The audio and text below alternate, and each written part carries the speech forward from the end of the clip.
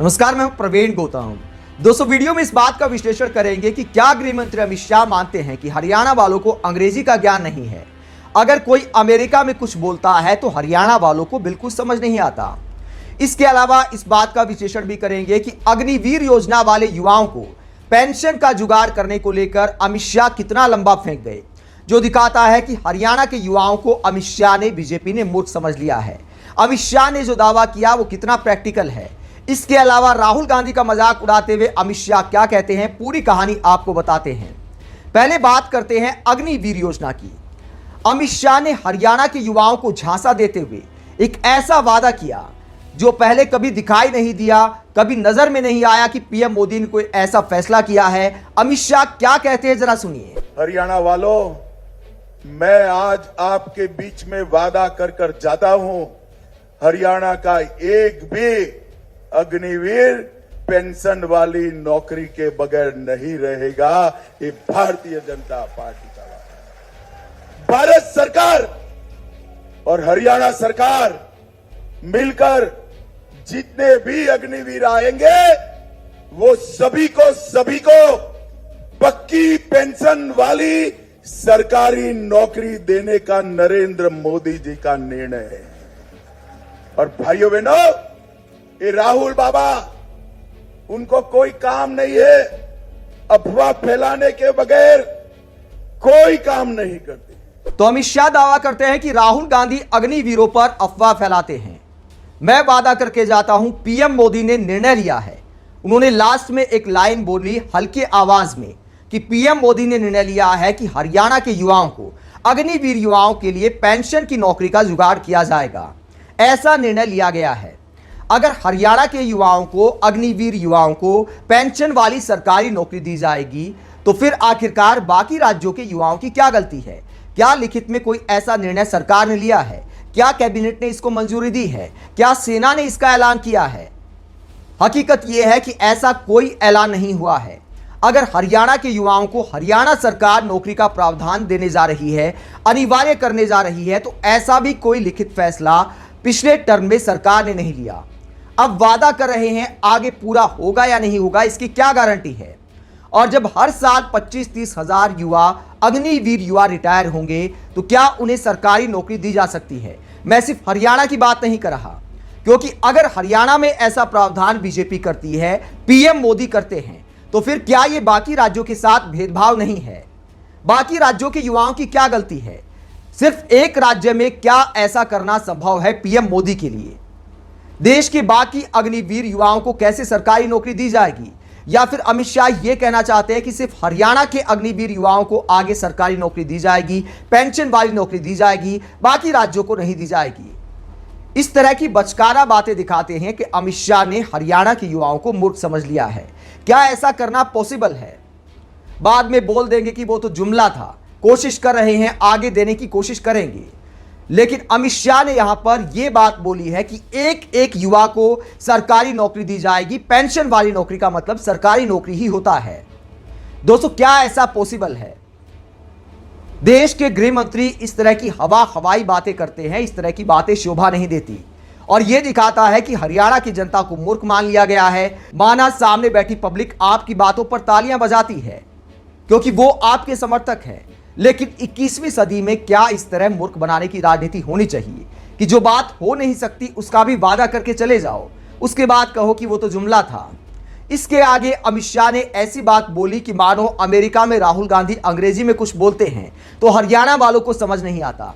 और बीजेपी वाले गृह मंत्री अमित शाह अपनी सहूलियत के मुताबिक, अपनी राजनीति के मुताबिक गलत अनुवाद करके हरियाणा की पब्लिक को बताते हैं। अमित शाह ने अमेरिका में राहुल गांधी के बयान को लेकर क्या कहा, जरा सुनिए। अभी राहुल बाबा विदेश गए थे। जब कुछ भी उलझुल बोलना होता है तो विदेश में जाकर बोलते हैं। उनको ऐसा है कि वहां बोलेंगे तो यहां कोई सुनेगा नहीं। अभी जाकर कहा कि हम एसटी, एससी और ओबीसी पिछड़ा वर्ग का आरक्षण समाप्त कर देंगे। भाइयों बहनों, ये हम पर आरोप लगाते थे कि हम आरक्षण समाप्त करने वाले हैं और वहां जाकर अमेरिका में अंग्रेजी में बोलकर आए कि हम आरक्षण समाप्त कर देंगे। राहुल बाबा, कैसे करोगे? सरकार हमारी है और मैं कह देता हूं, मैं कह देता हूं, जब तक संसद में एक भी भाजपा का सांसद है, पिछड़ा वर्ग का आरक्षण आप समाप्त नहीं कर सकते। जब तक एक भी सांसद है, हमारे दलित भाइयों का आरक्षण आप समाप्त नहीं कर सकते। तो अमित शाह कहते हैं कि राहुल गांधी ने अमेरिका में अंग्रेजी में ऐलान किया कि वो पिछड़े वर्ग का आरक्षण खत्म कर देंगे। हमारी सरकार है, वो कैसे खत्म कर सकते हैं? अमित शाह ये कहना चाहते हैं कि मानो राहुल गांधी ने ये कहा कि मैं भारत जाते ही आरक्षण खत्म कर दूंगा पिछड़े वर्ग का। दोस्तों, क्या राहुल गांधी ने ऐसा बोला था? राहुल गांधी से सवाल किया गया था कि आखिरकार भारत में आरक्षण कब तक चलेगा। राहुल गांधी ने सिंपल शब्दों में जवाब दिया कि तब तक चलेगा जब तक समानता नहीं आ जाएगी। राहुल गांधी ने कहा कि तब तक आरक्षण चलेगा जब तक पिछड़ापन दूर नहीं हो जाएगा, और वो वक्त अभी नहीं आया है। जब ऐसा हो जाएगा, समानता आ जाएगी, सब खुशहाल हो जाएंगे, तब इसके बारे में सोचेंगे। और अमित शाह यहां हरियाणा की जनता को मूर्ख मानते हुए कहते हैं कि अंग्रेजी में बोला था कि देखिए भारत में पिछड़े वर्ग का आरक्षण खत्म कर देंगे, जब तक हमारी सरकार है राहुल गांधी ऐसा नहीं कर सकते। राहुल गांधी ने तो यह भी बोला था उसी में कि हम 50% से ऊपर आरक्षण को लेकर जाएंगे। अमित शाह कहते हैं कि राहुल गांधी ने सोचा कि अमेरिका में बोलता हूं, हिंदुस्तान में कोई सुनाई नहीं देगा। दोस्तों, क्या हरियाणा की जनता दुनिया से बाहर है? आजकल डिजिटल इंडिया हो गया है। हरियाणा इतना बैकवर्ड एरिया भी नहीं है। घर घर में कई कई फोन हैं। फोन पर सब पब्लिक न्यूज़ देखती है, सब समझती है, अंग्रेजी भी समझ में आती है। भले बहुत ज़्यादा लोग अंग्रेजी बोलते नहीं हैं, लेकिन इसका मतलब ये नहीं है कि अंग्रेजी समझते नहीं हैं। आज हरियाणा के युवा खेल के मैदान से लेकर पढ़ाई में झंडे गाड़ रहे हैं, और आप हरियाणा की जनता को ऐसा मूर्ख समझते हैं कि अंग्रेजी के नाम पर, अमेरिका में बयान के नाम पर कुछ भी फेंक जाओ, पब्लिक मान लेगी कि देखिए अमेरिका में राहुल गांधी ने पक्का बोला होगा, हम तक नहीं पहुंचा। क्या अमित शाह ने पुराने जमाने का हरियाणा या पुराने जमाने का देश मान लिया है, जहां जानकारी जनता तक नहीं पहुंच पाती थी तो कुछ भी नेता फेंक कर चले जाते थे? अब डिजिटल इंडिया हो गया है। देश की जनता समझदार हो गई है, पढ़ी लिखी हो गई है। अंग्रेजी मीडियम के स्कूलों में पढ़ते हैं हरियाणा के बच्चे भी। माना कि आपने सरकारी स्कूल स्टैंडर्ड के नहीं बनाए हैं, लेकिन फिर भी जनता अपना पेट काट कर बच्चों को अच्छे स्कूलों में पढ़ाती है। तो इतना अंग्रेजी सब समझते हैं कि राहुल गांधी ने अमेरिका में क्या बोला था। लेकिन अमित शाह का ऐसा बयान हरियाणा की जनता को कमतर आंकना है। इसके आगे अमित शाह राहुल गांधी के दिमाग का मजाक उड़ाते हैं। कहते हैं कि क्या राहुल गांधी एमएसपी की फुल फॉर्म बता सकते हैं? भाइयों बहनों, कांग्रेस पार्टी राहुल बाबा को अभी किसी एनजीओ ने पकड़ा दिया है कि एमएसपी बोलने से वोट मिल जाएंगे। राहुल बाबा, एमएसपी का फुल फॉर्म मालूम है क्या आपको? एमएसपी किसको कहते हैं मालूम है क्या? खरीफ का क्रॉप कौन सा है, रवि का कौन सा है, कुछ मालूम है क्या?